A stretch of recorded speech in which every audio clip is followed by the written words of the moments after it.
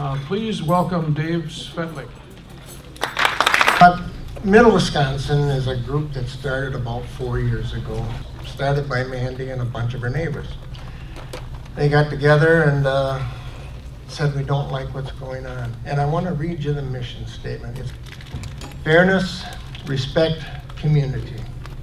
Middle Wisconsin is a citizens network promoting just and transparent government, quality public education, healthy communities, thriving local economies, and environmental stewardship. Our goal is to harness our energy in the best way to foster positive change for our families, our friends, our state, and our country. You know, at first sight, there's nothing remarkable about that.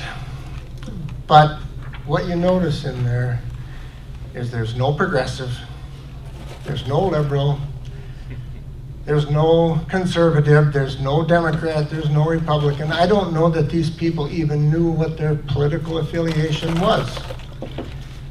They were a neighborhood. It's a Sturgeon-Eddy neighborhood in Wausau, where they all happened to live. They got together and said, we don't like this.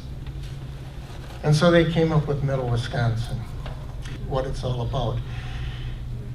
So these people got together and they formed this small group. And as much as anything, it was a social group. You know, they had a beer and talked about, what do we do here? And so they finally decided to expand it and try to become more effective and involve more people. And I got a phone call one night. I didn't know Mandy from Adam. I got a phone call one night, saw your letter to the editor. Would you come to our Middle Wisconsin meeting at Sam's Pizza? The pizza's free? I'll be there. So she called me cold out of nowhere.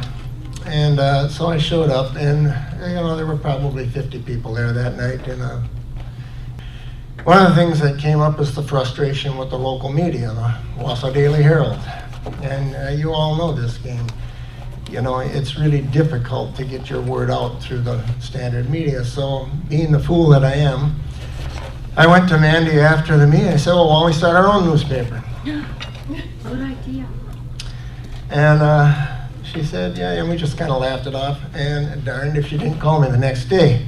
Why don't we start our own newspaper?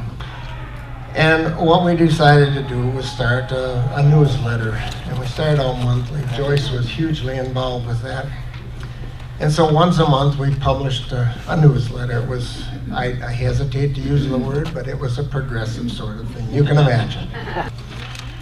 Well, the group kept morphing. And Joyce and a half a dozen others of us kept the newsletter going. And people appreciated it. I mean, you would get feedback every now and then. People appreciated it. And the group otherwise kind of fell apart. It became an online group. And right now we're essentially just an online magazine. And so I don't want to represent us as this huge network. We aren't what we were, but I think in many ways we can serve a better function now. We still have a huge Facebook presence, but if we have anything to offer, I think we can be a clearinghouse. You know, one of the things that we hear over and over and over, in fact, Bob over here from the Grassroots Network and I were just talking about this. One of the things we hear over and over and over again is that there's no coordination, no unity, nothing to bring us together. We all want to remain autonomous, but we also want to become effective. And so if we can offer anything, it's a clearinghouse. We can publish the events from around the state easily. We have a wonderful website at middlewisconsin.org. If you haven't seen it, take time to go out, please, and just look at middlewisconsin.org. We have huge potential now. We haven't touched the surface of what we are capable of doing as far as marketing, progressive ideas, marketing, where we want to be, bringing people together. Take a look at the website. The service we can provide is that, like I said, we can, if people wish to use us, please use us. We need authors. We'd love to have letters. We'd love to hear about all your events. We'll get them published. We've got a wonderful calendar that it's very easy to use. So, you know, in any way, shape, or form we can be of service, you know, we'd be happy to do it. We know we're eventually going to need more help. It's still a handful of us that are keeping things going, and it's a ton of work, but it keeps going for whatever reason. And one of the things that I just wanted to mention today is that we need to learn how to be all-inclusive. In other words, and you've heard it here several times today, we have to learn how to message. We have to include the people that we don't get along with, that we don't understand. I grew up in the same area as Mike did, Clark County. And I used to be a Democratic place. It was a wonderful place to live. And now it is about as Republican as you can possibly get. I can hardly go in there and not get lynched anymore if I spoke what I really think. But they're wonderful people. And somehow we've missed them. You know, we've heard it here today that all the progressive referendums passed, and they elected the people that were diametrically opposed to passing any of those referendums. Yeah. And so we have a messaging problem, and that's something else that has come up several times today, is the messaging issue, and we've struggled terribly with that at Middle Wisconsin because we're largely a group of writers. And learning how to say things properly so that the message gets across and you don't offend the wrong people. And you know, right now we still largely speak to the choir. And I keep telling myself, the day that the farmers in Clark County start reading Middle Wisconsin, we're successful. Because we all know that there's many things that we could sit down and agree with totally on with the Tea Partiers. They hate the big banks just as much as we do. They hate the Wall Street stuff just as much as we do. Right. You know, there's all kinds of things if you stop to think about it. But we haven't gotten that message across properly. I'm gonna just tell you a little story and then I'll be quiet here. I wear a lot of hats. You know, I'm really a refrigeration guy, that's what I am. I've worked with construction workers most of my life. Boiler makers and pipe fitters and steam fitters and carpenters and electricians and the iron workers and on and on and on and on. They're my people. I've also spent 20 years as a Wisconsin educator. I'm a member of WIAC. You know, I'm retired on the Wisconsin retirement system. But my default hat is a tradesman. That's really what I am, you know.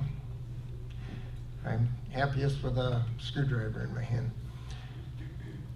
You know, and how many people in here are educators or former educators? Lots of us, okay? One of the reasons that we see a lot of former educators at these things is, first of all, you're caring people. And so you fall into this category naturally, okay? But we also see you here because we all have good retirements.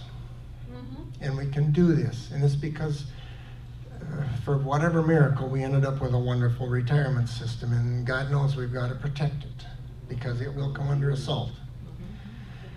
But I went, please, I'm gonna sound really hard here for a few minutes. I'm gonna put on my tradesman hat. I'm gonna be a refrigeration guy for a while. So please don't misunderstand me. I'm a teacher. Did it for 20 years in the Wisconsin public system. Most of us probably at one time or another were at the big protests in Madison. Okay, 100,000 people there. I was down there for two of the largest days. 100,000 people. Backed up State Street all the way to Bascom Hall or whatever it's called up there. And by my nature, I was wearing my refrigeration guy hat. And I can tell you, I came away from those protests so offended, so utterly offended. I watched the teacher speakers, and I'm not blaming teachers for this at all. Don't misunderstand what I'm saying. What I'm talking about here is messaging. I watched the teacher speakers talk about me, and all the things I am losing. And all around you, there were Boilermakers. And I'm not talking about you. All around us, forgive me. This stuff's near and dear to my heart. All around us were the Boilermakers, the tin knockers, you name it. All the tradespeople were there, giving their heartfelt support.